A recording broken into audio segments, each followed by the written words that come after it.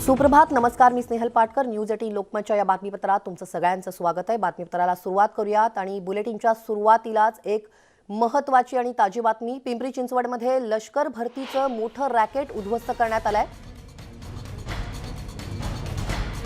Border road organisation अर्थात BRO मध्ये army vehicle mechanic पदावर भरतीसाठी आमिष दाखवण्यात आलं होतं. पिंपरी चिंचवड पोलीस आणि आर्मी इंटेलिजन्सने संयुक्त कारवाई केलेली आहे आणि संयुक्त कारवाई करत या रॅकेटचा पर्दाफाश केलाय. या कारवाईत बनावट कागदपत्र, शिक्के, ओळखपत्र तसंच कॉम्प्युटर आणि काही पेनड्राईव्ह सुद्धा जप्त करण्यात आले. आताची ही मोठी बातमी. यामध्ये निवृत्त लान्स नाईकसह तिघांवर कारवाई करण्यात आली आहे. या प्रकरणी निवृत्त लष्कर अधिकारी सतीश डहाणे, श्रीराम कदम, अक्षय वानखेडे या आरोपींना अटक सुद्धा करण्यात आली आहे. पिंपरी चिंचवडमधली ही मोठी आणि धक्कादायक बातमी आहे. लष्कर भरतीचं मोठं रॅकेट उद्ध्वस्त करण्यात आलंय. बॉर्डर रोड ऑर्गनायझेशनमध्ये मेकॅनिकल पदावर भरतीसाठी आमिष दाखवण्यात आलं होतं. याविषयी अधिक माहिती घेऊयात आमचे प्रतिनिधी गोविंद वाकडे यांच्याकडून. गोविंद, अतिशय धक्कादायक अशी ही बातमी आहे. मोठं रॅकेट उद्ध्वस्त करण्यात आलंय. स्नेहल, खरं तर अत्यंत मोठी कारवाई म्हणावी लागेल, कारण की BRO जी विंग आहे आर्मीची ती अत्यंत महत्वाची विंग आहे आणि बॉर्डर म्हणजे 19 राज्यांमध्ये, त्याचबरोबर भूटान असेल, अफगाणिस्तान असेल, या सीमारेषा ज्या आहेत तिथे सुद्धा काम करणारी ही ऑर्गनायझेशन आहे आर्मीची. आणि या इथे भरती करण्यासाठी म्हणून 70,000 रुपये अमरावतीतील एक युवक आहे त्याच्याकडनं घेण्यात आले होते आणि त्याला पुण्यात बोलवण्यात आलं होतं. आणि त्यानुसार आर्मी इंटेलिजन्सने सुद्धा या कारवाईमध्ये सहभाग घेत या तिघांना अटक केलेली आहे. त्यांच्याकडनं ही रोख रक्कम जप्त करण्यात आलेली आहे. त्याचबरोबर कॅम्प्युटर असतील, पेन ड्राईव्ह असतील, विविध प्रकारचे अर्ज, बनावट शिक्के आणि आर्मीचे खोटे दस्तावेज सुद्धा यांच्याकडनं हस्तगत करण्यात आलेले आहेत. आता हा एक तक्रारदार पुढे आलेला आहे, मात्र यांनी अशा पद्धतीने आणखी किती जणांकडनं पैसे घेतले याची माहिती जी आहे ती पोलीस काढतायत. हे अत्यंत संवेदनशील आहे यासाठी की हे बॉर्डरवर काम करणारे सगळी ही विंग आहे आणि यामध्ये जर अशा पद्धतीने भरती केल्या गेली असेल तर देशाच्या सुरक्षेला धोका आहे. कारण की अशा पद्धतीने जर भरती आधी केल्या गेली असेल आणि त्यामध्ये जर कोणी जे व्यक्ती भरती पदासाठी नाही आहे अशा व्यक्तीला जर भरती केल्या गेला असेल तर मोठी देशासाठी हे एक घातक ठरू शकतं. याचा शोध आता पिंपरी चिंचवड पोलीस घेत आहेत. मात्र तुर्तास जी माहिती आपल्याला पोलीस आयुक्त कृष्णप्रकाश यांनी दिलेली आहे त्यानुसार तिघांना अटक केलेली आहे. यापैकी एक जो आहे आरोपी तो लान्स नाईक रिटायर्ड आहे आणि इतर जे आहेत ते एजंट आहेत. त्यामुळे विदर्भातल्या एका तरुणाने तक्रार केली आणि त्यानुसार हा सापळा रचून आर्मी इंटेलिजन्स असेल आणि पोलीस दलाने, सांगवी पोलीस दलाने ही कारवाई केलेली आहे. आणि या जे धागेदोरे जे आहेत ते पुढे याची व्याप्ती जी आहे ती मोठी आहे असं पोलीस आयुक्ताकडनं सांगण्यात आलेलं आहे. स्नेहल, धन्यवाद गोविंद तुम्ही दिलेल्या या सविस्तर माहितीसाठी. तेव्हा पिंपरी चिंचवडमध्ये लष्कर भरतीचं हे मोठं रॅकेट उद्ध्वस्त करण्यात आलंय. बॉर्डर रोड ऑर्गनायझेशनमध्ये आर्मी व्हेकल मेकॅनिक पदावरती भरतीसाठी आमिष दाखवण्यात आलं होतं आणि पिंपरी चिंचवड पोलीस आणि आर्मी इंटेलिजन्सने संयुक्त कारवाई करत या रॅकेटचा पर्दाफाश केलाय. आता वळूयात पुढच्या बातमीकडे आणि जाऊयात पुण्यात. पुण्यातील हॉटेलवरती पोलिसांनी कारवाई केलेली आहे. मुंढवा परिसरातल्या 4 हॉटेलवर कारवाई करण्यात आली आहे. नियम डावलून या हॉटेलमध्ये पार्ट्या सुरू होत्या. या हॉटेलमध्ये कोरोनाचे नियम धाब्यावर बसवले जात होते आणि या पार्ट्या सुरू होत्या. पुणे पोलिसांनी धडक कारवाई केली आहे. नवीन वर्षानिमित्तानं या पार्टीचं आयोजन करण्यात आल्याची माहिती मिळतेय. तेव्हा पुण्यामध्ये हॉटेल्सवरती कारवाई करण्यात आली आहे. मुंढवा परिसरातल्या 4 हॉटेलवरती कारवाई करण्यात आली आहे. कोरोनाचे नियम डावलून या ठिकाणी पार्ट्या सुरू होत्या अशी माहिती मिळतेय. कोरोनाचे सगळे नियम या ठिकाणी धाब्यावर बसवले होते. याविषयी अधिक माहिती घेऊयात आमचे प्रतिनिधी चंद्रकांत फुंडे यांच्याकडून. चंद्रकांत, पुणे पोलिसांची ही धडक कारवाई, नवीन वर्षानिमित्तानं पार्टीचं आयोजन केलं जात होतं, मात्र या ठिकाणी कोरोनाचे नियम देखील धाब्यावर बसवले जात होते. आता आपण पाहतो आहोत की सगळीकडेच कोरोनाचा प्रादुर्भाव वाढलेला आहे, त्यामुळे खबरदारी घेणं खरं तर सगळ्यांनी गरजेचं आहे. हो, निश्चितच स्नेहल, आपण खरं तर 31ला पोलीस काय काय कारवाई करतात ते दाखवलंच होतं, पण त्याचे जे व्हिडिओ आहेत ते आता समोर आलेले आहेत. पण या निमित्तानं पुण्याच्या पूर्व भागातील जे कल्चर आहे हॉटेलिंगचं किंवा पब बारचं, ते पुन्हा एकदा समोर आलेलं आहे. आपण त्या व्हिडिओमध्ये स्पष्टपणे पाहू शकतो. शेवटी पोलिसांना सिंगम स्टाईल जाऊन ते सगळे म्युझिक सिस्टम बंद करावी लागली, तरी तिथले जे ग्राहक आहेत, यंग कपल्स आहेत किंवा जिथं त्या पबमध्ये गेलेली मंडळी हटायला तयार नव्हती. शेवटी पोलिसांनी स्वतः ते सगळं, हे चारही हॉटेल्स एकदम A1 आहेत, म्हणजे 5 स्टार 3 स्टार या कॅटेगरीतले आहेत. सगळे ते त्या हाय कल्चर हाय प्रोफाईल ग्राहकांसाठीच ओळखली जातात. सगळे तिथं डान्स पार्टी, दारू पार्टी पण यासाठीच ही हॉटेल चालवली जातात पूर्व भागातली. तिथं हे सगळं 12 नंतरही सुरू होतं. पोलिसांनी त्या दिवशी स्पष्ट सांगितलं होतं की 10 वाजता सगळं बंद करायचे स्वतः सिपीने, तरी हॉटेल मालक बंद करत नव्हते. म्हणून पोलिसांनी कारवाई केली आणि यांच्यावर गुन्हे चंद्रकांत, ही जी दाखल कारवाई करण्यात आलेली आहे यामध्ये त्या पबमध्ये गेलेले जे नागरिक होते, जे त्यांच्यावरही काही कारवाई करण्यात आली की फक्त हॉटेल मालकांवरती कारवाई करण्यात आली आहे? फक्त हॉटेल मालकांवरती कारवाई करण्यात आली. ते जे मॅनेजर आहेत त्यांच्यावर गुन्हे दाखल करण्यात आले. त्या संदर्भात त्याची रितसर कोर्टात चार्जशीट दाखल होईल. नंतर यांना काय दंडात्मक कारवाई किंवा आणखीन काय गोष्टी असतील ते होईल पुढे, न्यायालय जे ठरवेल, जे पुरावे पोलीस कोर्टात सादर करतील त्यानुसार. पण या निमित्ताने पुण्याच्या पूर्व भागातील जे हॉटेलिंगचं कल्चर आहे, बार आणि पब, ते पुन्हा एकदा समोर आलेलं आहे. अनेकदा ही हॉटेल अशीच चालू असतात, फक्त ही पहिल्यांदा ही कारवाई समोर आली. स्नेहल, चंद्रकांत, कुठेतरी पार्ट्या करताना आता नागरिकांना कोरोनाचा प्रादुर्भाव, वाढता प्रादुर्भाव याचा कुठेतरी विसर पडलेला दिसतो. त्यामुळे नागरिकांनी खरंच काळजी घेणं गरजेचं आहे. या वाढत्या रुग्णसंख्येबद्दल सुद्धा एक अवेअरनेस बाळगणं गरजेचं आहे. हो, निश्चितच स्नेहल, अशासाठी कारण कालचा आकडा पुण्यातला 1800चा आहे आणि हे गेल्या 3 दिवसातला आकडा म्हणजे 500, 1100 आणि 1800, म्हणजे 3 दिवसात डायरेक्ट तिपटीने म्हणजे 500-500ने कोरोना वाढलाय पुण्यामध्ये. आता मी ज्या भागात आहे करुणनगर, सगळा हॉटस्पॉट बनलेला आहे आणि हा ओमायक्रॉनचाच प्रभाव आहे असं सांगितलं जाते. अर्थात त्याच्या ओमायक्रॉनच्या टेस्टिंगला 6 दिवस लागतात, त्यामुळे सगळे काही सॅम्पल पाठवू शकत नाही. पण ही तिसरी लाट पुण्यात सुरू झाली, उघड आहे. पुणेकरांनी आता काळजीच घेतली पाहिजे, अन्यथा तिसरी लाटेचा विस्फोट होईल. दिलासादायक गोष्ट अशी आहे यावेळी या तिसऱ्या लाटेची की सिव्हिरिटी खूप कमी आहे, हॉस्पिटल ऍडमिशन कमी आहेत. पण तरी पण जर याची संख्या वाढली तर जे त्या 1% नुसारही रुग्णसंख्या वाढू शकते. म्हणून पुणेकरांनी आताच काळजी घेतली पाहिजे.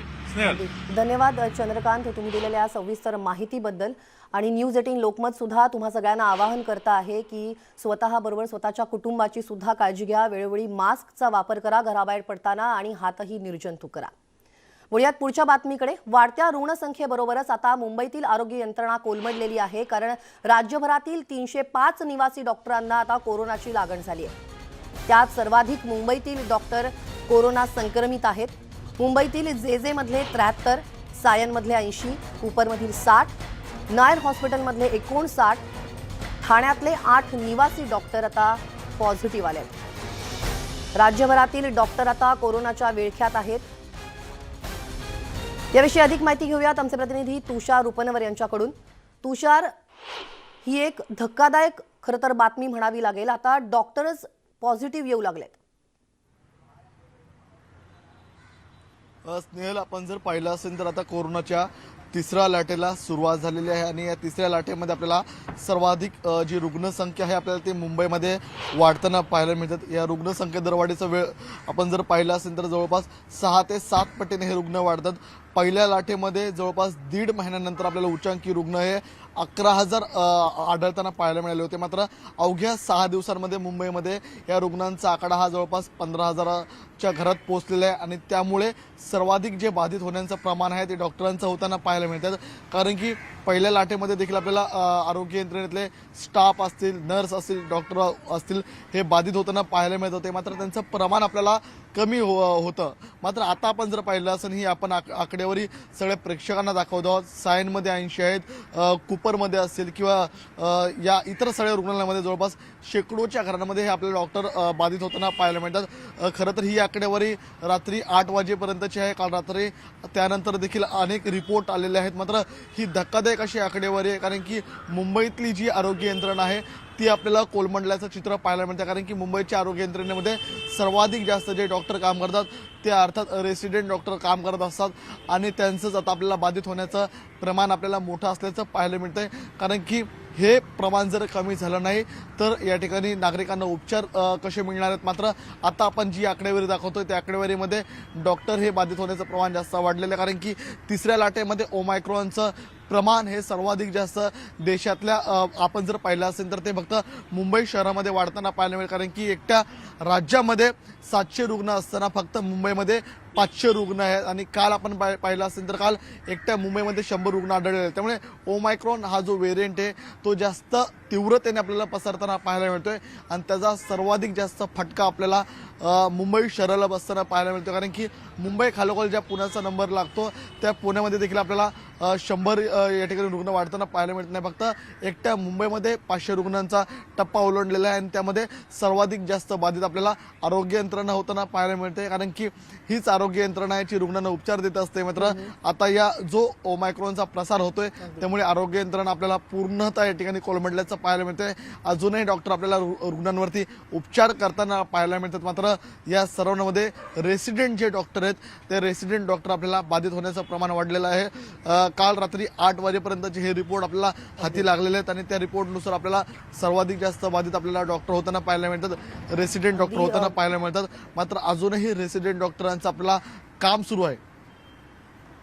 तुषार, तुम्ही दिलेल्या या सविस्तर माहितीबद्दल धन्यवाद. तेव्हा आता आपण पाहतो आहोत की कशा प्रकारे मुंबईतले सगळ्यात जास्त डॉक्टर आहेत ते आता कोरोना पॉझिटिव्ह आलेले आहेत. राज्यभरातली ही संख्या आहे डॉक्टरांची ती 305 वर गेली आहे. 305 राज्यभरातले डॉक्टर हे कोरोना पॉझिटिव्ह आलेले आहेत. तेव्हा आता नागरिकांनीही खबरदारी घेणं गरजेचं आहे. वळूयात पुढच्या बातमीकडे. केंद्रीय आरोग्य राज्यमंत्री डॉक्टर भारती पवार यांना कोरोनाची लागण झालेली आहे. संपर्कात आलेल्यांना कोरोना चाचणी करून घेण्याचं आवाहन करण्यात आलंय. एकीकडे वाढती रुग्णसंख्या आहे. आताच आपण बातमी पाहिली, मुंबईतही आरोग्य यंत्रणा कोलमडलेली आहे. तर आता केंद्रीय आरोग्य मंत्री जे आहेत डॉक्टर भारती पवार यांना सुद्धा कोरोनाची लागण झालेली आहे. त्यांनी संपर्कात आलेल्यांना चाचणी करण्याचं आवाहन केलंय. डॉक्टर भारती पवार या कोरोना पॉझिटिव्ह आहेत. केंद्रीय आरोग्य राज्यमंत्र्यांना आता त्या कोरोना पॉझिटिव्ह आहेत आणि त्यांनी त्यांच्या संपर्कात आलेल्यांना चाचणी करण्याचं आवाहन केलंय. याविषयी अधिक माहिती घेऊयात आमचे प्रतिनिधी बबू शेख यांच्याकडून. बबू, केंद्रीय आरोग्य राज्यमंत्री ज्या आहेत त्यांचा जो अहवाल आहे कोरोनाचा तर तो पॉझिटिव्ह आलेला आहे आणि त्यांनी त्यांच्या संपर्कात आलेल्यांना आता चाचणी करण्याचं आवाहन देखील केलंय. श्वेता, डॉक्टर भारती पवार जे केंद्रीय आरोग्य राज्यमंत्री आहेत ते काल दिल्लीला गेले होते आणि सारखं त्यांच्या बैठकाही सुरू होत्या. अनेकांच्या संपर्कात आलेले जेव्हापासून कोरोना वाढलाय तेव्हापासून ते बैठका घेत आहे, अधिकाऱ्यांच्या बैठका घेत आहे. कोरोना कसा आटोक्यात यावं, केंद्राच्या ज्या ज्या उपाययोजना आहेत ते जनतेपर्यंत कसे पोहोचाव्या यासाठी ते सतत बैठका घेत होत्या. कालच ते दिल्लीहून आलेले आहे आणि जेव्हा काल त्यांनी स्वॅब दिला होता, आज त्यांचा जो रिपोर्ट आहे तो पॉझिटिव्ह आलेला आहे. त्याच्यामुळे ते 7 दिवसासाठी त्यांनी सर्व कार्यक्रम रद्द केलेले आहे, क्वारंटाईन झालेले आहे आणि त्यांच्या संपर्कात जे आलेले सर्वांनी काळजी घ्या, स्वतःची टेस्ट करून घ्या असं त्यांनी आवाहन केलेलं आहे. श्वेता, धन्यवाद बबू तुम्ही दिलेल्या माहितीबद्दल. तेव्हा डॉक्टर भारती पवार यांना कोरोनाची लागण झालेली आहे आणि त्यांनी त्यांच्या संपर्कात आलेल्या सगळ्यांनाच आता चाचणी करण्याचं आवाहन केलेलं आहे. विलगीकरणात त्या सध्या आहेत.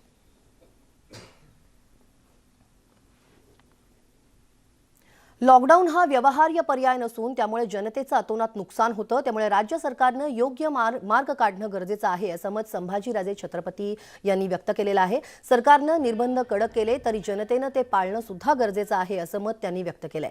बैलगाडा शर्यती निर्बंध आखून सुरू राहिल्या पाहिजेत असं सुद्धा त्यांनी स्पष्ट केलंय. पाहूयात ते काय म्हणालेत. सरकारने जी आता तयारी सुरू केली मिनी लॉकडाऊन लावण्याची, पण जनता वारेवरती येणार, आर्थिक खूप प्रॉब्लेम तयार होणार आहेत. नेमकं तुम्ही सरकारला काय या निमित्ताने सांगाल? जनतेने सुद्धा कसं वागलं पाहिजे आणि सरकारने सुद्धा यात नेमकं काय पाऊल उचललं पाहिजे? दोन्ही महत्त्वाचे घटक आहेत. लॉकडाऊन लावलं तर आर्थिक नुकसान किती होणार आहे हे सगळ्यांना कल्पना आहे. आणि त्याचबरोबर जे निर्बंध जे सरकार लावणार आहेत ते सुद्धा सामान्य जनता पाळणार आहे का ह्याची सांगड घालणं गरजेचं आहे. लॉकडाऊन हा काय पर्याय नाही आहे, पण पहिल्यांदा निर्बंध कडक लावायला पाहिजेत.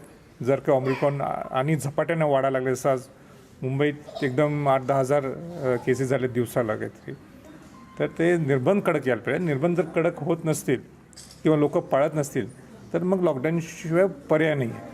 लॉकडाऊन होऊ नये हा शेवटचा पर्याय, पण पहिल्यांदा कडक निर्बंध आणावेत हे मी या मताचं आहे. बैलगाडा शर्यतीसारखा मोठा विषय, पुणे जिल्हा माहेरघर आहे बैलगाडा शर्यतीचं, पण बैलगाडा शर्यतींवरती घाटांवरती बंदी घालण्यात आली, पण इतर कार्यक्रमांना मात्र पुणे जिल्ह्यामध्ये परवानगी देण्यात आली. त्यामध्ये राजकारण झालं असं आरोप केले जातात. तुम्ही कसं पाहताय बैलगाडा शर्यत आणि एकूणच शेतकऱ्यांच्या या सगळ्या विषयाकडे? नाही, आता हा बैलगाडी शर्यतीचा वेगळा विषय, हा या परिसरात तो एक भावनिक विषय म्हणून त्यात मी काही भाष्य करणार नाही. पण मला असं वाटतं की त्यालासुद्धा काहीतरी वेगळे निर्बंध पाहिजेत. जसं आज तुम्ही मुंबईत पुण्यात हॉर्स रेसिंग बघत असाल तर अनेक वर्षापासून, शेकडो वर्षापासून हॉर्स रेसिंग चालू आहे. त्याला केव्हा निर्बंध आले नाही. निर्बंध आल्यापेक्षा केव्हा बंद झाली नाही हॉर्स रेसिंग, म्हणजे जे रेसकोर्स ज्या थर्ड घोडे म्हणतात, पण त्यालासुद्धा एक सिस्टम आहे. कुठल्या टाईपची व्हीप असावी किंवा कशात किती मारावं जनावराला, तसं ह्यालासुद्धा काहीतरी व्यवस्थित निर्बंध लावावेत. आणि एक जुनी परंपरा जर सुप्रीम कोर्टाने काही कोर्टाने त्याला ओके केलं असेल तर आपण कोर्टाचं स्वागत करू. लोकांचं सुद्धा कौतुक करू की लोकांचा लढा होता की इथं बैलगाड्याच्या शर्यतीत व्हायला पाहिजे, पण त्याला एक बैलाला सुद्धा त्रास होऊ नये अशा पद्धतीने निर्बंध असावे. नक्की, धन्यवाद सर. तर आपण पाहिलं लॉकडाऊन हा काही पर्याय नाही, पण नागरिकांनी काळजी घेऊन हे सगळं वागलं पाहिजे. व्हिडिओने स्मिता शिंदे सर, रायचंद शिंदे, न्यूज 18 लोकमत, नारायणगाव, पुणे. आणि यानंतर आता जाऊयात पुण्यामध्ये. पुणे जिल्ह्यातील जुन्नर तालुक्यात जाऊयात. जुन्नर तालुक्यातील आणेगावच्या यात्रा कोरोनाचं संकट पाहता यंदा साधेपणानं इथे यात्रा साजरी होतीये, त्यामुळे इथं होणाऱ्या जेवणावळीला बंदी घालण्यात आली आहे. मात्र भाविकांसाठी दिलासादायक बाब ही आहे ती म्हणजे आमटी भाकरीची यात्रा म्हणून प्रसिद्ध असलेल्या या यात्रेत जी आमटी भाकरी मिळते ती प्रसादाची आमटी भाकरी भाविकांना आता घरी न्यायला परवानगी देण्यात आलेली आहे. दरवर्षी मंदिर प्रांगणात जेवणावळी असतात, यंदा मात्र तसं नाहीये. जवळपास ट्रकभर भाकरींचा जो खाद्योत्सव दरवर्षी या ठिकाणी भरतो, मात्र यंदा कोरोनाची धास्ती कायम असल्यानं यंदाही या उत्सवावर नियमांचं बंधन कायम आहे आणि हजारो भाविकांना आमटी भाकरी महाप्रसादाचा जो आस्वाद आहे तो जागेवर घेता आलेला नाहीये. त्यामुळे भाविकांचा काहीसा हिरमोड झालाय. मात्र पार्सलद्वारे भाविकांना आमटी दिली जात असल्यानं भाविकांनी समाधान सुद्धा व्यक्त केलंय. 2022ची सुरुवात झालेली आहे आणि वर्षाच्या सुरुवातीलाच गावजत्रा सुरू होतात. त्यातली सर्वात महत्त्वाची यात्रा उत्तर पुणे जिल्ह्यातली आण्याची आमटी भाकरीची यात्रा, आणि याच यात्रेमध्ये आपण आहोत. या ठिकाणी कढयाच्या कढया भरून आमटी ग्रामस्थांतर्फे भाविकांना वाटली जाते. या ठिकाणी आता आमटी बनवण्याचं काम सुद्धा सुरू आहे. दुसरा दिवस आहे. आपण या आमटीची काय लज्जत आहे हे सगळं जाणून घेणार आहोत. आपल्या सोबत या ठिकाणचे आचार्य आहेत. दादा, मला सांगा, एकूण किती कढयांचं नियोजन आहे आणि काय काय मसाले वापरले जातात? या आता जवळजवळ 35 ते 36 कढयांचं नियोजन आहे. याच्यामध्ये तुरी डाळीची आमटी बनवली जाते आणि याच्यामध्ये जवळजवळ 25-30 मसाल्यांचं नियोजन केलं जातं. त्याच्यात कांदा लसूण काही नाही.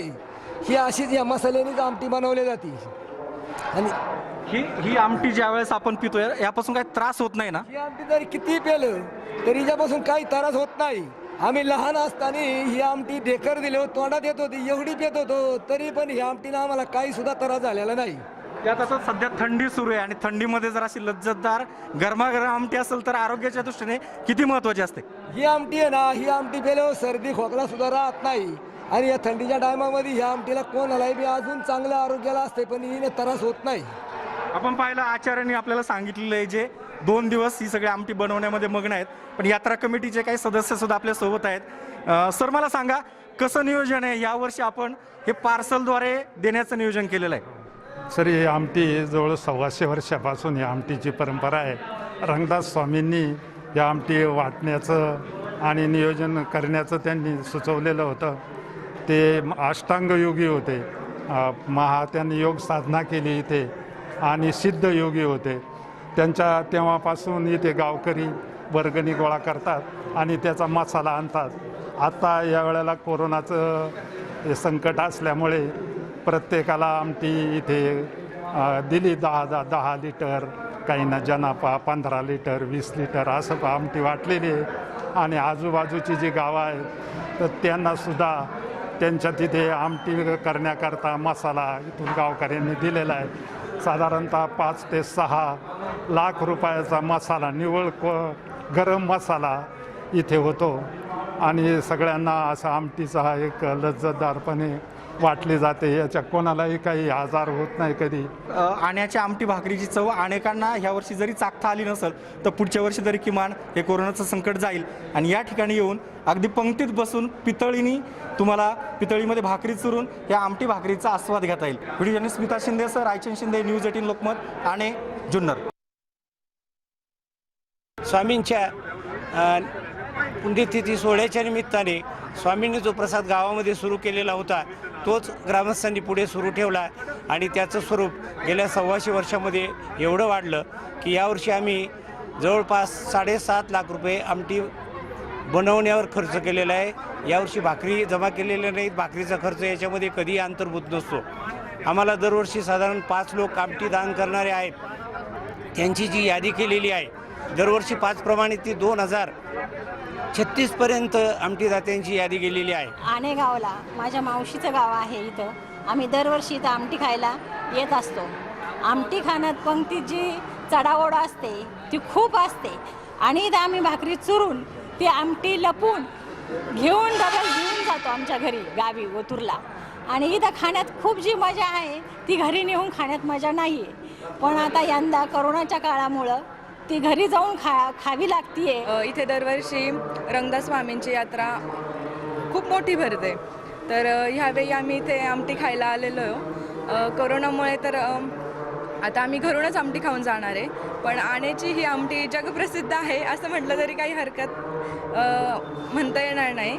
खूप मस्त असते आमटी. तुम्ही या आणि चव चाखा या आमटीची. इथे दरवर्षी आमटीचा कार्यक्रम केला जात असतो. नेहमीप्रमाणे काहीतरी वेगळं असतं या आमटीचा स्वाद. पण कोरोनाच्या प्रादुर्भावामुळे गावकऱ्यांनी व ग्रामस्थांनी जे काही यावर्षी नियोजन केलं आहे यात थोडासा बदल केला आहे.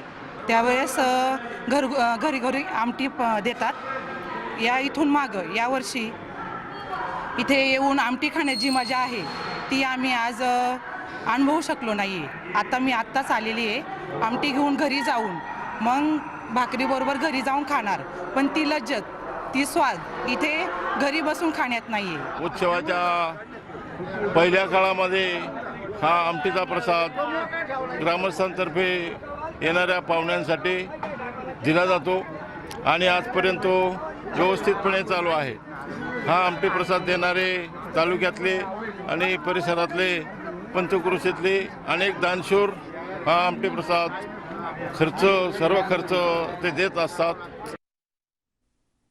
तेव्हा ही 125 वर्षांची खरं तर यात्रेची परंपरा, पण कोरोनाच्या वाढत्या प्रादुर्भावामुळे या यात्रेमध्ये इथल्या भाविकांना त्याचा आस्वाद नीटसा घेता आलेला नाही आहे. त्यामुळे खरं तर सगळ्यांनीच आता खबरदारी घेणं गरजेचं आहे. त्यामुळे येत्या वर्षातले सण आपण साजरे करू शकू तेव्हा खबरदारी घ्या. घराबाहेर पडताना मास्क वापरा आणि वेळोवेळी हातही निर्जंतुक करा. आणि ताज्या बातम्यांच्या अपडेट्ससाठी पहा फक्त न्यूज 18 लोकमत.